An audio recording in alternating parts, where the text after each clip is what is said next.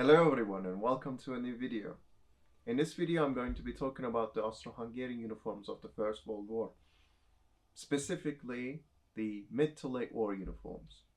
I hope you enjoy. Starting from the top we have the famous or infamous Feldkappe or Feldmütze field cap.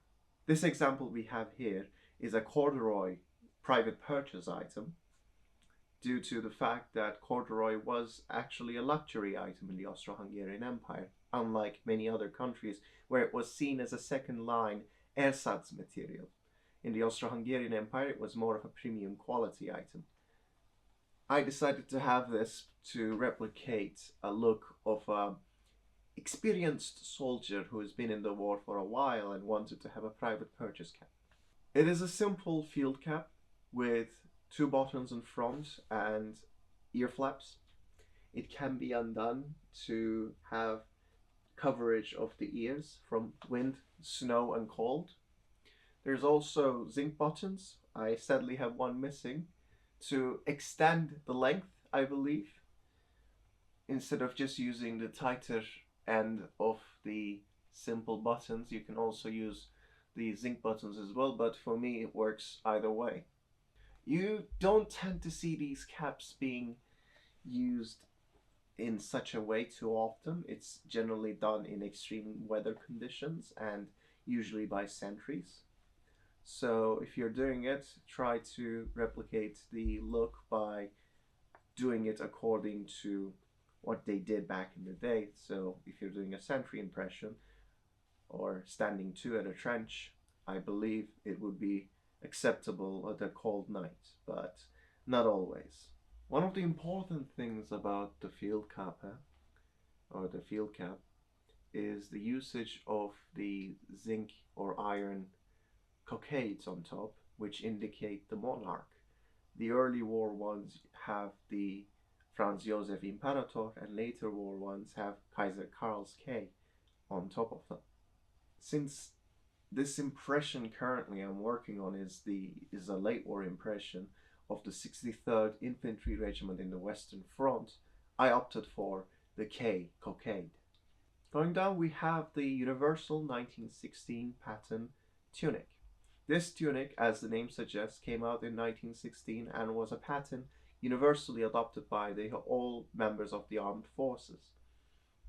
That being the Kaiserjäger, the Kaiserschützen, the regular infantry, the artillery, the Hungarian regiments, Bosniak regiments, all kinds of different regiments were issued this tunic by the beginning to mid to late 1916. Compared to the previous models, it is a simplified tunic with an addition of a new collar design, a stand and fall collar instead of the stand collar of the previous models, and the removal of the waistband.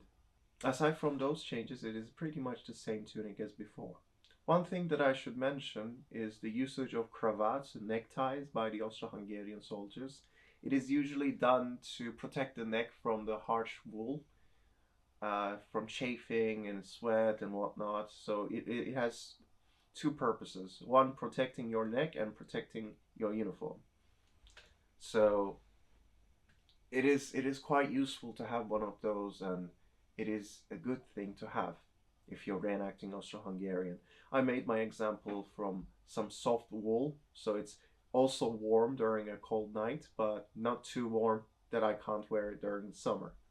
Underneath me, which you can't see, is a German style enlisted man's white shirt and drovers. These are basic underwear that soldiers would have used, and they are pretty much universal for most Central Power uniforms. There isn't exactly a single pattern because even civilian models were used by enlisted personnel. When it comes to the trousers are where it gets interesting, because until 1916 there were many different types of trousers used by the Austro-Hungarian military. There were breeches, there were straight-legged trousers, they were artillery and Hungarian pattern breeches or trousers, as they like to call them for some reason. And in 1916, all changed with the adoption of the Universal 1916 trousers, which kinda copy the older Hungarian or artillery breeches style, but they are still called trousers. I have yet to discern the exact reason for that. Tachin, are you gonna say hello?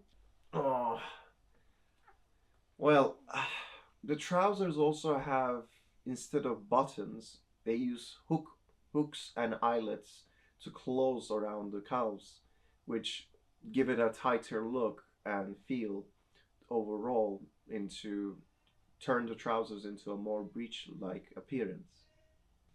Depending on the year, you tend to see puttees or leg wraps along with gaiters, woolen gaiters, which are leg socks in a way.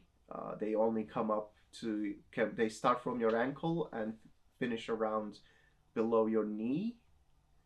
So I don't exactly have a pair, but I use these British Soldier of Fortune made light grey khaki. I use these, well, actually,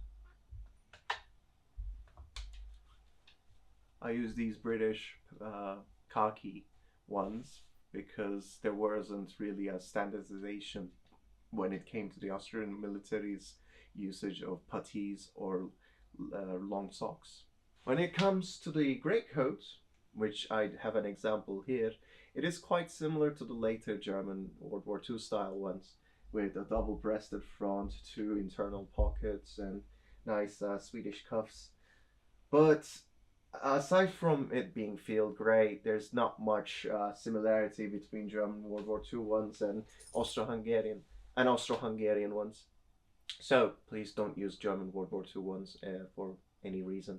Really, there are good reproductions out there of Austro-Hungarian items. It closes with a 5-button, so 10-button front, and it does have a strap on the back for adjusting the fit of the Greatcoat. Mine did not come pleated, but I have added a pleat in the back to properly replicate what I've seen in photographs. It does have shoulder straps, and sometimes you do see the shoulder rolls being attached to the Greatcoat as well. One thing that I forgot to mention was obviously the shoulder rolls, and these shoulder rolls would have been put onto your right shoulder to support you while carrying a rifle on a sling.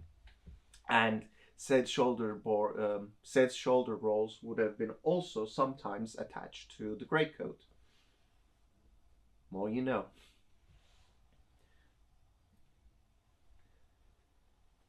I also have an example of a field grey Feldgrau. I also have an example of a Feldgrau woolen Feldkappe, which has the Franz Josef Imperator insignia on its cockade.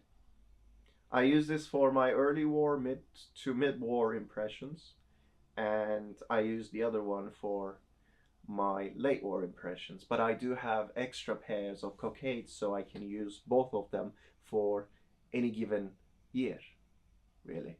I also have a 1915 uniform along with 1915 trousers.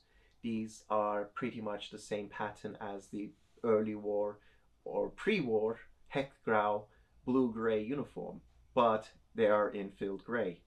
So they are pretty much okay from 1915 till 1916, 1917, but they're largely replaced by the uniform you're seeing me wear today. I sincerely hope you guys enjoyed this video, and I hope to make more videos about the Austro-Hungarian Empire and Austro-Hungarian uniforms. And if you guys have any questions, anything to add, anything else, please do comment down below, and have a good day.